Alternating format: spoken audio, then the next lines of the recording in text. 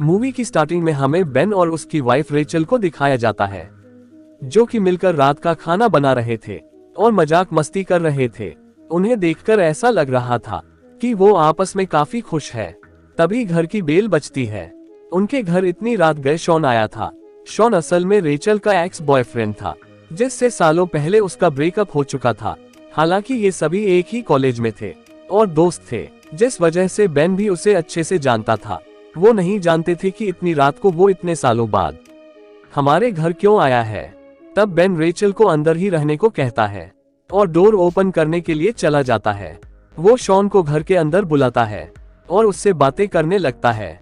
सबसे पहले Shawn Rachel के बारे में ही पूछता है कि क्या वो घर पर है। तब बेन बहाना बना देता है कि वो अपनी मॉम के घर गई है और वो घर पर अकेला है। इसके बाद शॉन बेन को एक गिफ्ट बॉक्स देता है।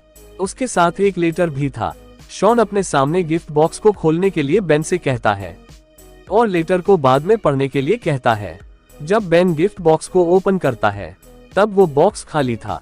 गिफ्ट बॉक्स के ओपन करते ही शॉन वहां से झट से कट लेता है और शॉन के जाते ही रेचल बाहर आकर बेन से पूछती है कि वो यहाँ पर क्यों आया था। तब बेन उसे बताता है कि ये खाली बॉक्स देने।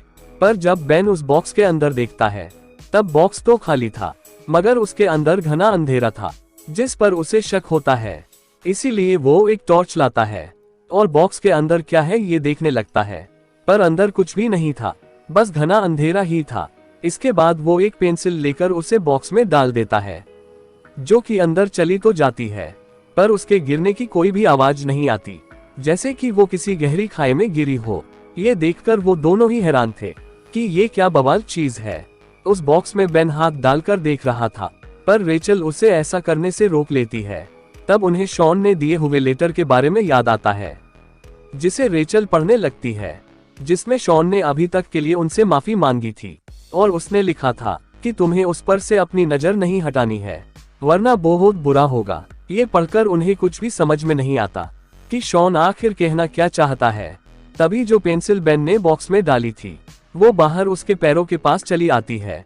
तब वो पीछे देखते हैं कि बॉक्स में से एक सिर उनकी तरफ ही देख रहा है।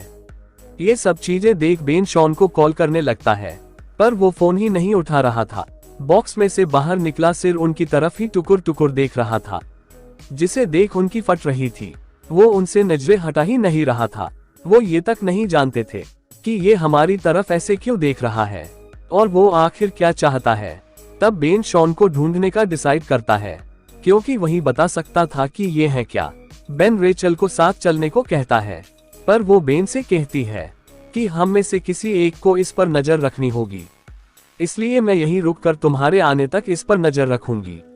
बेन उसे अकेला छोड़ना तो नहीं चाहता था, पर रेचल के बार बार कहने पर वो मान जाता है।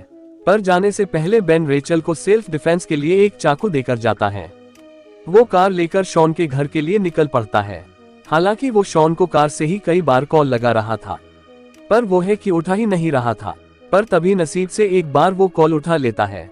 तब सबसे पहले बेन उससे पूछता है कि ये क्या बला तुमने हमें दे दी है, जो कि हमें बस भूले ही जा रही है, तुम इसे जल्दी से वापस ले जाओ।